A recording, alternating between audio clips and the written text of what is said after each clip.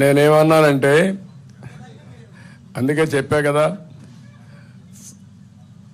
మేము సంపాదించే ట్యాంకులో నీళ్లు పెట్టాం, చెరువులో నీళ్లు పెట్టాం, ఆ నుంచి కాలువలో నీళ్లు తీసుకుపోయాడు, చెరువులో నీళ్లు అయిపోయినాయి ఇప్పుడు. అందుకే చేతులు ఎత్తేసాడు, మొన్నే యాక్సెప్ట్ చేశాడు. అతను ఫలితాలకు ముందే రాజీనామా చేసేశాడు, అస్త్ర సన్యాసం చేశాడు, అయిపోయింది. ఇంక దానికంటే ఏం కావాలి నీకు? ప్రజలు ఏం కోరుకుంటున్నారు? భవిష్యత్తు కోరుకుంటున్నారు, ఫ్యూచర్ కోరుకుంటున్నారు, ఆశాజనకంగా ఉండాలని కోరుకుంటారు. అలాంటిది ఏమీ చేయలేని చేతులెత్తేసిన తర్వాత 5 ఏళ్ల తర్వాత వ్యత్యాసం ఏముంది? ఏమి లేదు కదా. 5 ఏళ్లకు ముందు నేను అమ్మఒడి ఇచ్చా, ఇప్పుడు అమ్మఒడి ఇస్తా. 5 ఏళ్లకు ముందు నాన్నబుడ్డి పెట్టా, ఇప్పుడు నాన్నబుడ్డి ఉంటుంది, అంతే కదా.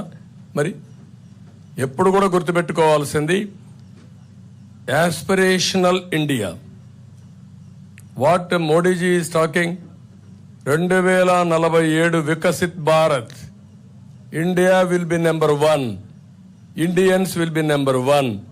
పేదరికం లేని దేశంగా ఉండాలని ప్రగాఢమైన నమ్మకం మాకు.